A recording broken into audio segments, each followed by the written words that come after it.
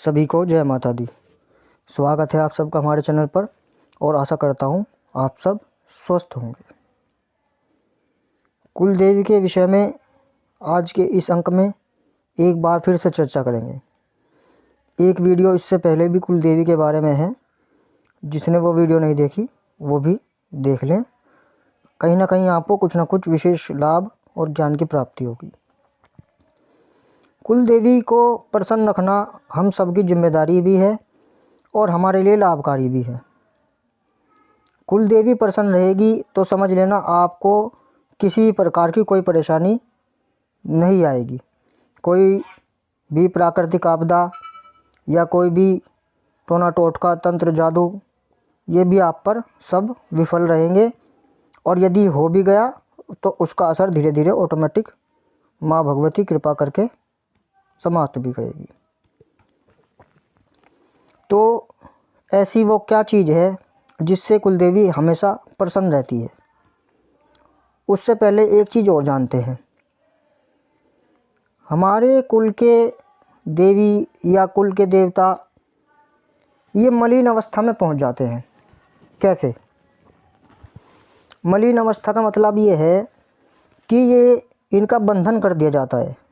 वैसे तो भगवती है, देवी है, उनका बंधन नहीं किया जा सकता, लेकिन ये देवी की योगनियाँ हैं जो हमारी कुल की देवी हैं या स्वयं देवी भी है।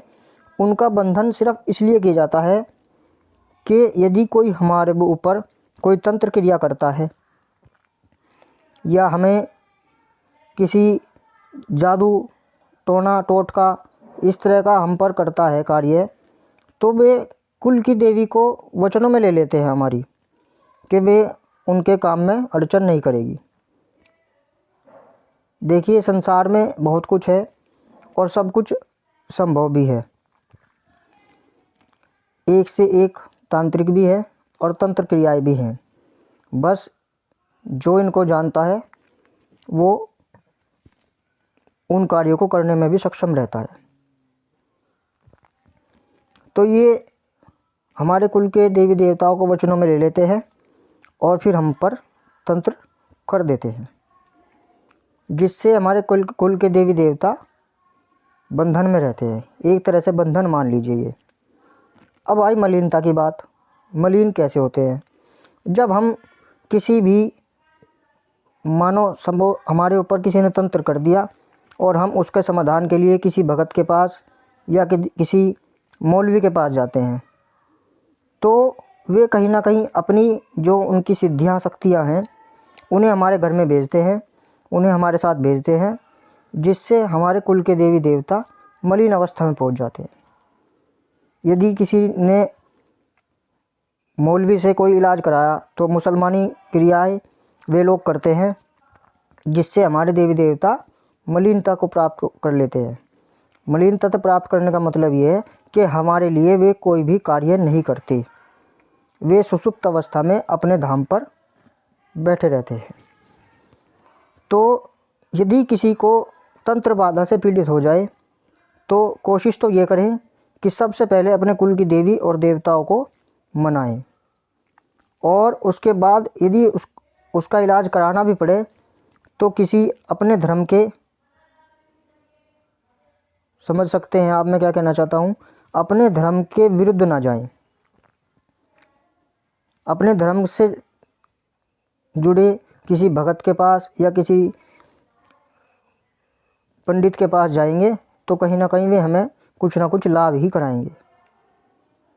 तो आप सबसे मेरा अनुरोध ये भी है कि किसी भी मुसलमानी क्रिया का अपने घर में प्रयोग न कराएं। इससे आप परेशान रहेंगे और वे क्रियाएं, वे शक्तियां जीवन पर्यंत हमारे शरीर में, हमारे घर में वास करती रहेंगी। आप उन्हें पूजते रहेंगे, आप उनके भोग प्रसाद देते रहेंगे और वे धीरे धीरे आपके कुल में जमाव पैदा कर लेंगे।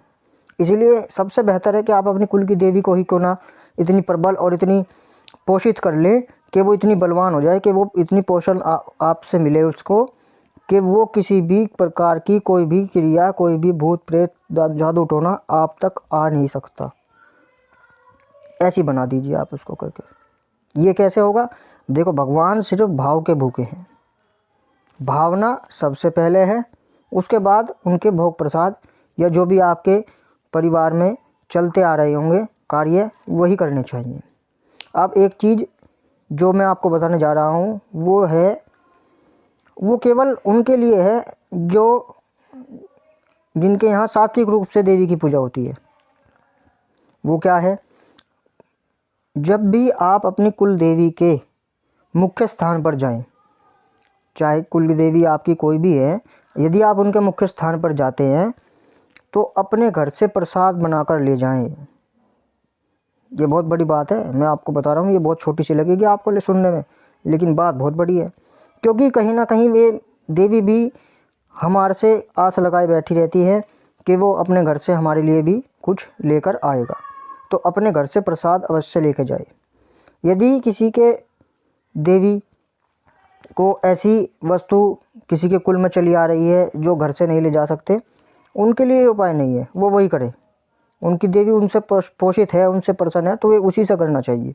यदि किसी की देवी को कुल की घर का बना भोग लगता है तो कोशिश ये करे, बाज़ार से आप चाहे कुछ भी ले ले, फल ले ले, मिठाई ले ले, कुछ भी ले ले, जो भी भगवती को भोग लगता है, पान, मिठाई या वस्त्र, चुनरी, श्रृंगार का सामान, जो भी आपकी इच्छा हो ले जाएं, लेकिन घर का बना हुआ थोड़ा सा प्रसाद ज़रूर ले जाएं।